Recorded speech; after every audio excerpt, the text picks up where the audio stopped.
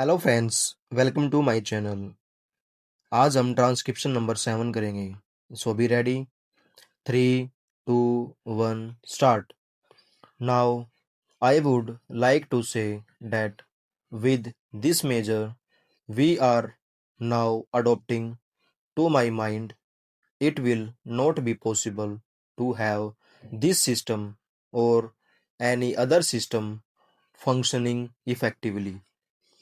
The number of clauses that we have included are so restrictive and rigid that it will not be possible for any system to function in this country. If at all it is able to function, it will be able to function with a lot of difficulties. It will be said afterwards that the industrial sector, particularly the private sector, has not been able to deliver the goods.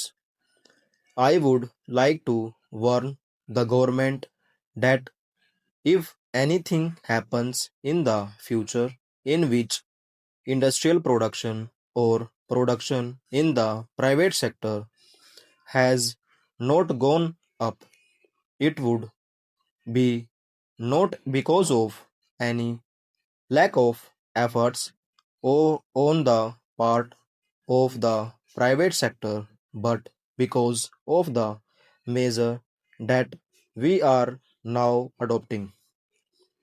I have mentioned several times how this particular bill is very restrictive and how it will hamper the normal growth of companies in this country. It is a pity that when we are on the threshold on the 10th 5-year plan, such a measure should be passed in this House.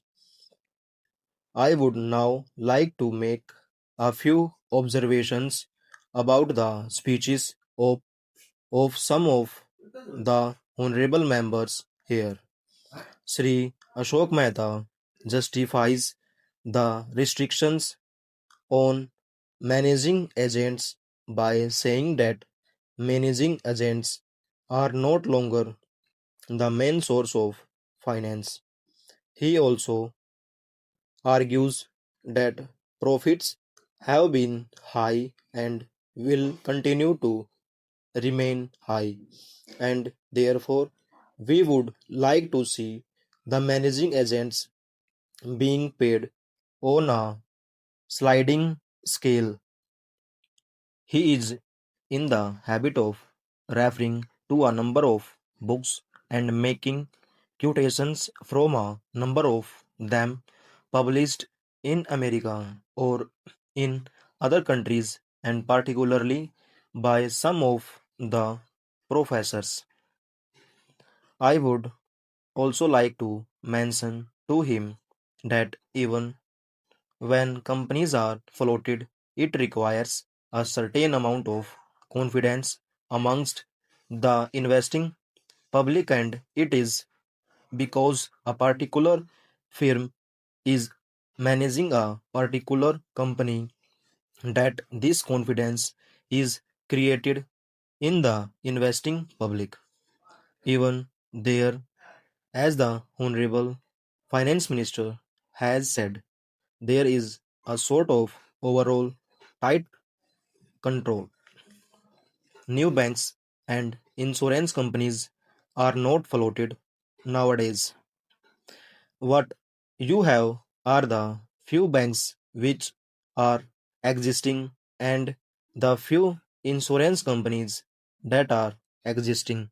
The other point is that the credit worthiness of the managing agency firm does count to a certain extent in getting credit from the banks and other financial institutions. Yesterday, I was mentioned by my honorable friend that the crux of the problem is the question of payment of remuneration. to a particular managing agency system. He said that in this bill, a definite encouragement has been given to the alternative type of management, namely the managing director or the manager, where an individual has been permitted to take 5%, while in the case of the managing agency, it has been permitted to take about 10%. I would like to point out to him that it is not merely the question of remuneration which will decide the alternative type of management. The remuneration is not a very important thing unless and until you allow a certain amount of flexibility for any system to function. It will not be possible to evolve any other system to take the place of the managing agency system. In spite of so many shackles, you may find that those few business houses which are carrying on now may have to carry on the present basis. You may not find many new people coming in the field. Several times it has been mentioned in this house why the business community has not prescribed for itself a code of conduct. In this connection, I would like to point out that a degree or diploma is essential for the profession, and in case of violation of the code, sanction should be provided by it to prevent a person from practicing the profession. Today, even Ashok Mehta and Sri C.C. Shah can set up a grocery shop and become businessmen. Nobody lays down any condition for starting business, and nobody can prevent others from continuing it. But it would like to point out that with regard to the code of conduct, there is a certain amount of ethics, and there are certain standards of traditions on which business houses function.